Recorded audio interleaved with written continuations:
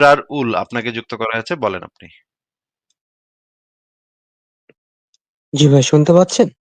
হ্যাঁ, শুনতে পাচ্ছি, বলেন।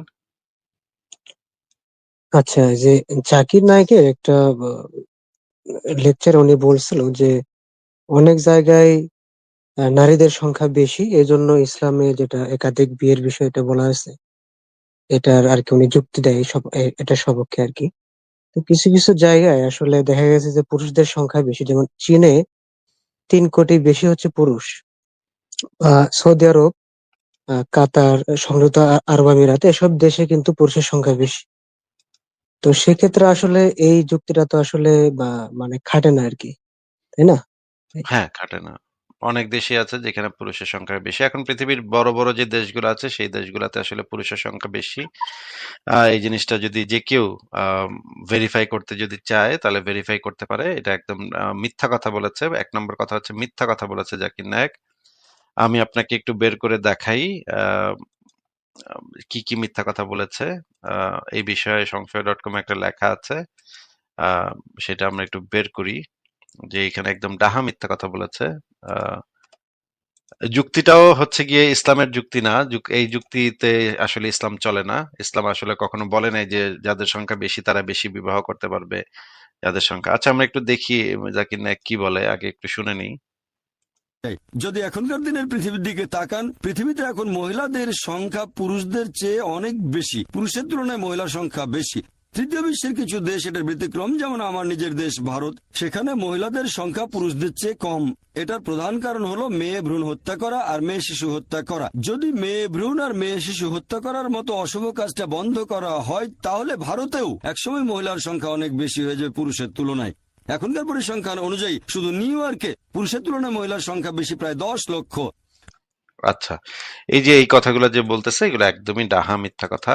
আমরা যদি এখানে আমরা আহ পরিসংখ্যান দেখি, পরিসংখ্যানে আমরা দেখতে পাই যে এই যে এজ লিমিট আছে, এইজের যে ভাগ আছে সেই ভাগের ভিতরে যদি আমরা হিসাবটা করি তাহলে দেখেন এখানে number number of males, number of females, number of males, number of females, এই শুধুমাত্র এই এজ রেঞ্জে শুধুমাত্র নাম্বার অফ ফিমেলসটা একটু বেশি, কারণ মেয়েরা বেশি দিন বেঁচে থাকে এই শুধুমাত্র এই এজ রেঞ্জে।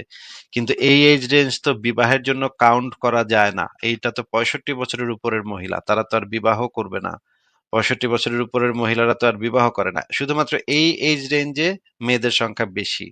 এইটাকে সে এই মানে এই বাটপারটা এই কাজটা করেছে, যে এই জায়গাটাকে ধরে সে হিসাবটা করছে। কিন্তু এই এজ রেঞ্জে তো মেয়েরা বিয়েই করে না। এই 65 বছরের মহিলা কি কেন বিয়ে করতে যাবে?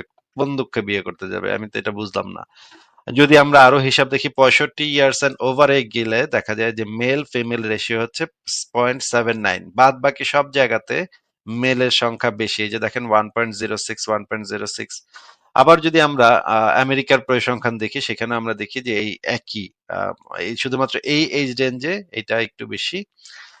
অন্যান্য এজ রেঞ্জ গুলাতে পুরুষের সংখ্যাই বেশি। এই যে দেখেন এটা এবং এটা এবং এইখানে প্রায় এটা একটা সিমিলার, প্রায় সিমিলার নাম্বার। হ্যাঁ, একদম কাছাকাছি।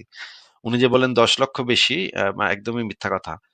আহ, আরো যদি আমরা জেন্ডার পপুলেশন ইউএসএ দেখি সেখানেও দেখতে পাই আহ, এইটা হচ্ছে সব জায়গাতে। আর এই 65 বছরের উপরে হইলে তখন একটু মহিলাদের সংখ্যা বেশি থাকে। এমনকি সৌদি আরবেও যদি আমরা দেখি, সৌদি আরবেও একই ঘটনা। দেখেন এইটা দেখেন এবং এটা দেখেন নাম্বার অফ ফিমেল, মানে এইটা দেখেন এবং এটা দেখেন, নাম্বার অফ ফিমেল অত্যন্ত কম সৌদি আরবে। যদি আমরা দেখি যে জেন্ডার পপুলেশন ইন সৌদি আরবে অ্যাকর্ডিং টু এজ গ্রুপ যদি দেখি, তাহলে এই যে দেখেন কি একটা অবস্থা। হ্যাঁ, সেখানে সব জায়গা দিয়েই মেয়েরা কম, অনেক কম। তাহলে এই মানে মানে বাটপার লোকটা যে একেবারে মানে স্টেজের উপরে উঠে উঠে একদম ডাহা মিথ্যা কথা বলে, এটা তো একদম মানে এত মিথ্যা কথা মানুষ কিভাবে বলে স্টেজে উঠে, এটাই তো আমি আসলে বুঝি না। হ্যাঁ, আবরার বলেন আপনি। জি ভাই, এতটুকু জানার ছিল। ধন্যবাদ। ঠিক আছে, তাহলে আপনাকে বিদায় জানাই, ভালো থাকবেন।